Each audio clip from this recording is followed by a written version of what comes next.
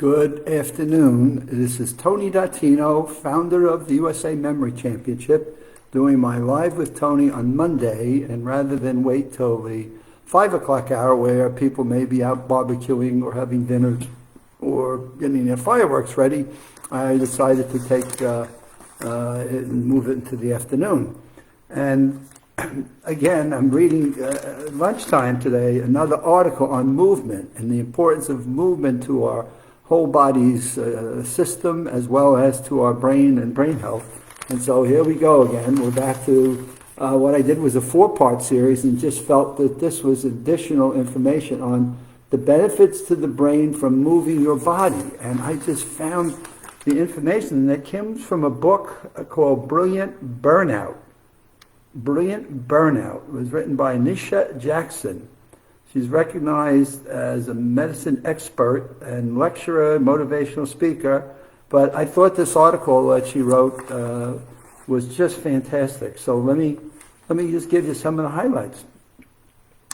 Exercise is key to brain health.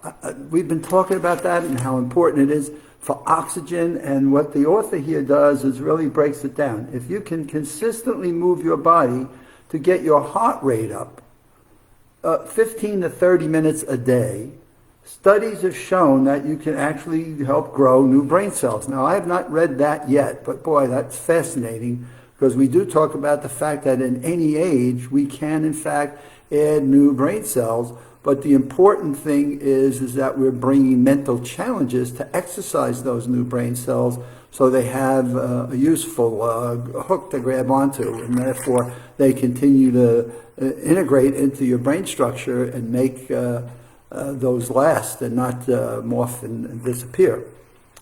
There isn't a part of your body that can be at peak health without oxygen and good circulation. So we're back to exercising. So what part of your body do you think works if you don't have good oxygen or some movement to it? And so she makes a great case here. So instead of overworking your brain, now I love this, okay, because here's what we do. Boy, I'm guilty as charged sometimes. We overwork our brain by stressing about things, worrying, scattering our incomplete thoughts. So we have incomplete thoughts that we kind of bounce around. Instead, refuel with oxygen and increase the blood flow through your heart and move your body. The goal is to establish a habit of doing some form of body movement for 30 days. Wow, that's an interesting thing. So some form of body movement. Now, make it a goal that you don't answer emails or surf or sit down after waking up until you have done some sort of physical movement. I mean, she offers some very pragmatic tips. So don't go onto your iPhone or don't go onto your emails until you've moved your body. And go for a short walk, take a little hike, go jump on a bike and pedal, turn on some music and dance to it. Now that's an interesting one. Not just turn on the music, but do a little bit of dancing. And she's only talking about doing this for 15 to 30 minutes, so you bring your heart rate up. You can try jumping rope. We have a neighbor here that does the hula hoop, and she does it for 30 minutes, but this is suggesting at least 15 at a minimum. Attempt to get your heart rate up to the point where you're doing a little bit of sweating or you're a little breathless. Now, doesn't mean you can't talk and walk at the same time. Studies have shown that exercise in the morning, so wow, listen to this. Exercise in the morning allows you to burn more calories, set your day on the right track for more productivity, and enhances your mood and energy and your focus for the whole day. So doing it in the morning, it gives so many additional benefits. There is yet another benefit. Now this is the thing that really pushed me over the top here.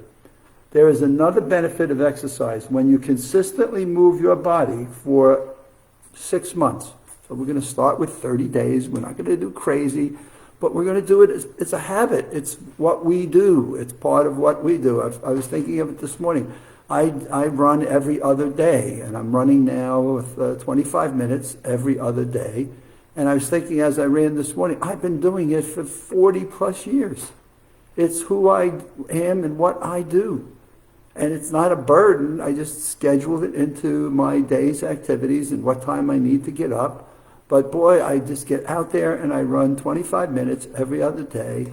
And what this is now saying is when you consistently move your body for more than 6 months, I've done this for more than 40 years, there is a center of the brain, which is the hippocampus, that becomes more activated. Now, any of you have been listening to my broadcast, the hippocampus is where our memories are running from. It's the central processing unit of memories. And so when you move for more than 6 months, the hippocampus becomes more activated, which is your what? Your memory CPU, your central processing unit for your memory. This center is responsible for our focus and attention as well as our memory, and most negatively affected by age and the lack of movement or good sleep. So think about this. As we get older and we want to become more couch potatoes, and what we're doing is just basically watching television, we're deactivating our hippocampus, which is then going to bring us into memory, and we might even be so bold to suggest dementia and cognitive impairment, but that's just me saying that as to, gee, what else can follow on to that if they did studies of people who were inactive. But this is the area most negatively affected by your age and lack of movement. This memory center of the brain shrinks with age, but exercise can help prevent this from happening and or recharge it if it's already begun to shrink. So science has said your hippocampus does begin to get a little bit smaller, and what the doctor here is saying here in the brilliant burnout is, hey, exercise can help offset that. There are more benefits of exercise that are also noteworthy to mention in her writing. It helps you connect with others socially, which is one of the determinants of living longer. So we talk in our Maximum Memory Mastery online course, the importance of social interaction, the importance of exercise. Well, here the author links the two. Exercise helps you connect with others socially, which is a determinant of living longer for sure, and we need that connectiveness to improve the quality and length of our lives. So by exercising now, if you go to a gym, that's great. I see people running in the morning. I wave to people walking their dogs and taking a walk, having a cup of coffee. Less and less of it do I see people out having a smoke, so that's a good thing for their health. But I get to see more people running in the morning than I probably do all day long. Exercise allows your brain the space to manage stressful events, meaning by exercising, it gives you the fortitude, it gives you the strength to be able to manage stressful events and help set your emotional state for the day. I shared this with somebody last week. When I go for my annual PSA test for my urology, since I've had a few biopsies and I've done okay, but when I go for my urology appointments and I get the PSA test, I'm like anxious and stressed. And what do? I go out and run for 15 minutes. I get up in the morning and the first thing I'm doing is I put on my sneakers and shorts and out I go, 15 minutes. And then I come back in and shower and I'm ready for my urology appointment. It is a world of difference. It helps you to really set your emotions and keep yourself in check. It lowers it, so that's two things, social and now the space to manage stress. We talk about that in our Maximum Memory Mastery. All these things we've been talking about in our Maximum Memory Mastery comes to life here over and over again. It also lowers inflammation, which is connected to body pain, fatigue, autoimmune disorders, and dementia. So exercising helps you to reduce your inflammation markers that are inside your arteries and your bloodstreams, and boy, just any more benefits that you want. Social, you're reducing stress. Now you're lowering your inflammation, which doctors are checking more and more as we get older. It's an extremely effective tool for managing and treating depression and anxiety. Movement, get out and do something. Get away from just sitting down. Focus on doing something. Externalize it from your body and from your thinking.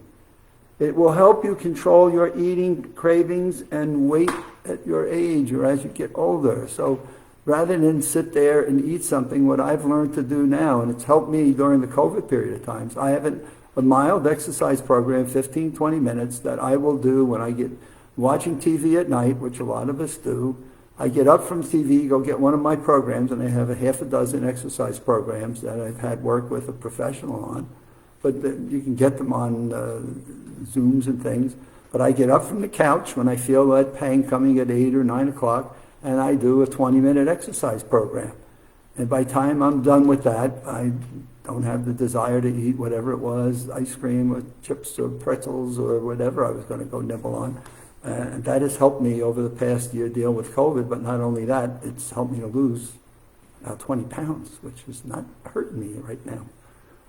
And then exercise regularly enhances deeper sleep at night, and it helps to restore the brain and the body. I cannot tell you how many people I talk to that have insomnia. And I think the lack of exercise seems to go with insomnia. I don't know why, but what do you think I ask people when they tell me, I know I need to get to sleep, I know it's in one of your educational sessions, but I just can't sleep. And what do you think I tell people or ask them when they tell me they can't sleep because I've got insomnia or I've got something that keeps me awake? What question do you think I ask them? You got it. Have you done any exercise? Have you done anything today in either stretching or doing light weightlifting? And that could be a 1 quart milk jug or stretching on bands, which I now have, and I'm doing some bands for my rotator cuff. And I got these bands that have different strengths and weights to them, so I'm doing those for my arms. I mean, there are so many things that we can do. But when I talk to people that have a problem sleeping, I ask them, are you doing any activities? Are you out walking? Are you out running? When you're having a problem, do you lay in bed and just toss and turn, or do you just get up and go about? So I was talking to one of my grandkids today. He told me, God, I'm calling her this morning, and it's 1 o'clock, and she's just getting up.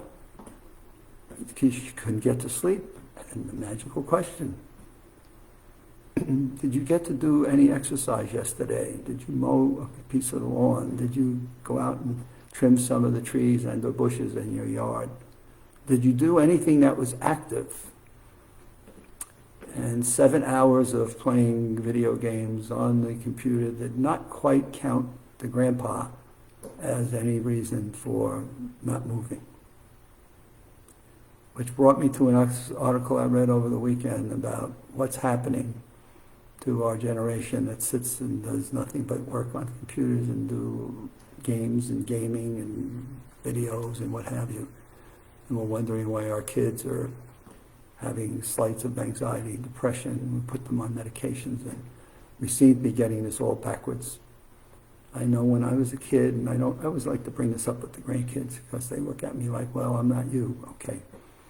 I was out playing on a ball field. I was out on the street. We were playing tag, or we were playing hide and seek, or we were doing some type of movement. We were not in the house watching television or locked in at a computer.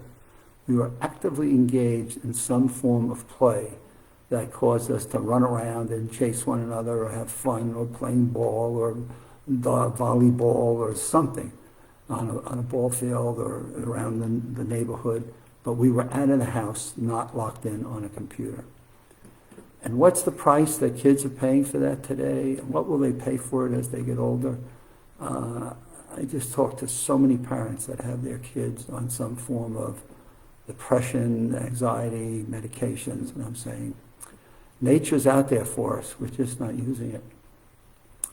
That is my broadcast. I could go on and on to this broadcast for hours because there is just so much material that's being written in science. And I know we go through this debate, trust the science. Well, there's enough of science coming out in this world that really tells us we got to keep moving, we got to keep active, and we got to look at our day's activities, whether we're at an office or working at computers and laptops and Zooming and webbing. We've got to put some movement into our day's activities, and it doesn't need to be a whole lot. They say even after dinner, a 5-minute walk helps clear the bloodstream with the sugar and the glucose levels. Just 5 minutes. A walk. You don't have to be a marathon runner. It's all there for us. Science keeps telling us it's there. The studies they're doing to me are just fascinating. As I say to people, I just want to keep living because I want to keep seeing what science is uncovering about our human brains and our memories. And I'm just very passionate about continuing to learn that and bring it to people. So I'm reading all the time, and it does frustrate me. It causes me a level of angst when I see that which we know now today, locking kids down and not giving them some form of social activity or some kind of physical movement activity, and even adults, which explains why people feel like they've been caged for 14 months and they're just going out in the wild. And my fear is they're not practicing the right precautions and things that we're going to fumble this ball, as I read over the weekend, an article from healthcare. A lot of healthcare workers who are stressed and post-traumatic feel like we're fumbling the ball at the goal line. And if you've ever watched a football game, how frustrating can it be when you see your team fumble the ball at the goal line? We'll see you on Wednesday evening. I shall be back. I hope you have a good week. You've had a good 4th. You've had some good barbecuing and watched some interesting fireworks and been safe if you've shot some of your own. And we shall see you on Wednesday.